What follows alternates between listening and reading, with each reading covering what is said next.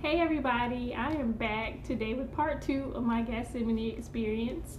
I recorded part 1, it's been about a year, a little over a year ago now, and I just went back and watched the video and I saw just how distraught I was in I could see it in my eyes that I was really trying to grasp what God was doing in my life.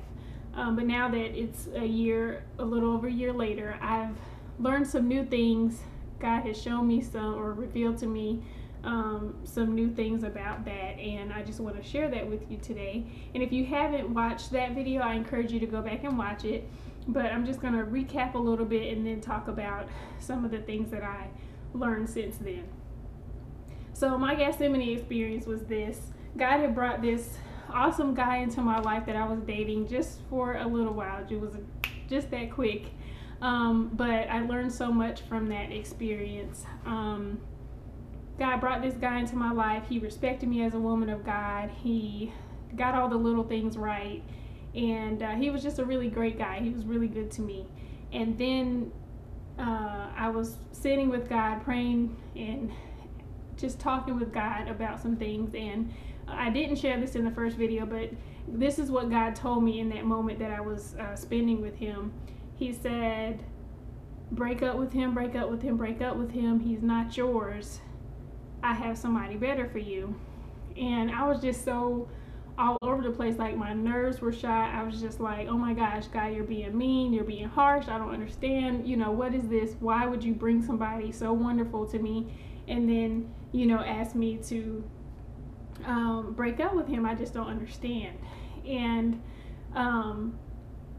one thing I learned was that whenever God tells you to do something, it's just best to go ahead and be obedient on the first prompt. Whatever he says first, just go ahead and do it, because God has got your best interest at heart. His will is always going to be done regardless. So it's best, if no matter how hard it is, just to trust him through the process and go ahead and do whatever he says on the first prompt.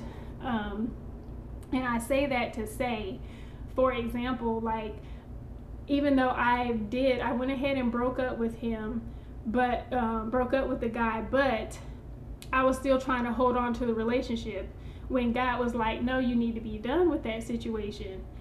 So I was just really trying to hold on to the situation, and at the end of the day, like, it was a couple of weeks that we weren't even able to see each other, because like his car was breaking down.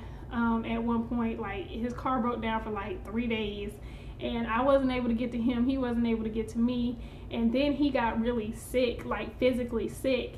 And at that point, like, I wasn't hearing from him and stuff. And I just really felt like, oh my gosh, God is going to physically remove him from me if I don't be completely obedient and just let the situation go and trust God through the process.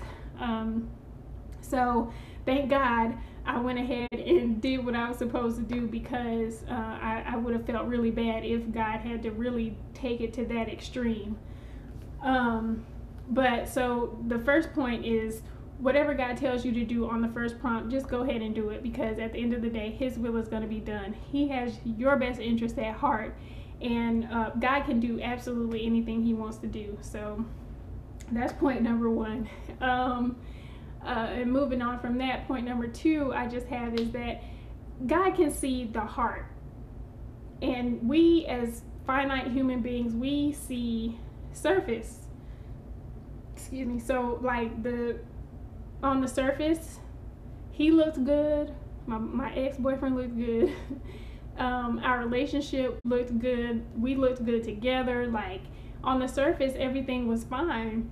But I remember praying to God and asking him, first of all, and this was a long time before God even brought him to me. I was asking God, you know, I want a husband, and, you know, I want somebody whose heart is in the right place. And God can see people's heart. Like, we can see the surface, but God sees people's heart.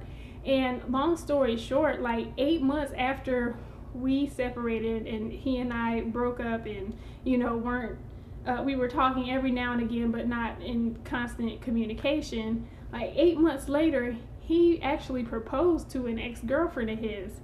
So while his intentions with me might have been good intentions, And I'm not trying to throw him under the bus or say that he's a bad guy or anything, because it was really great the time that we had together. But 8 months later, he proposed to somebody else.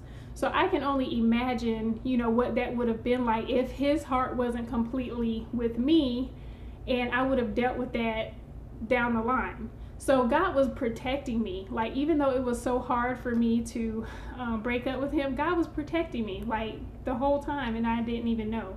But now, like I said, everything's come full circle, and now I know that God was protecting me.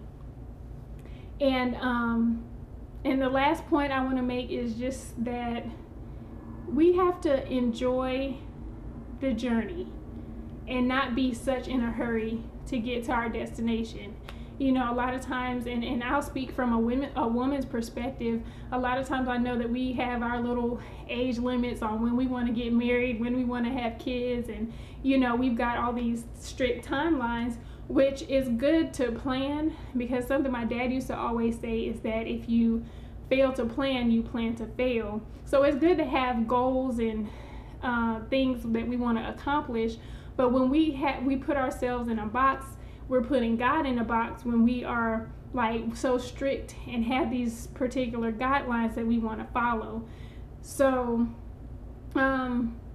let's just really enjoy the journey and just walk this thing out, walk the process out, and just really begin to trust God with everything, with every situation, with every good that he brings to us, with every negative he allows.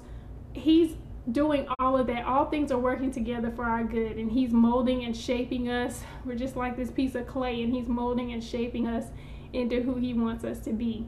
So again, just want to recap what I learned and realized this far in the journey is that, whatever God says do on the first prompt, go ahead and do it.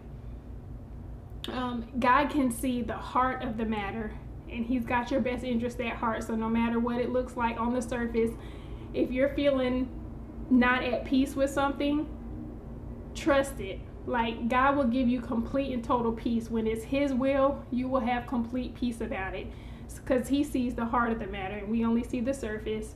And the last thing is just enjoy your journey. Enjoy your unique journey. Run your race. Don't try to compare your life with anybody else's. Don't try to get in somebody else's lane. Run your race and be unique by design. Thanks, and I'll see you soon.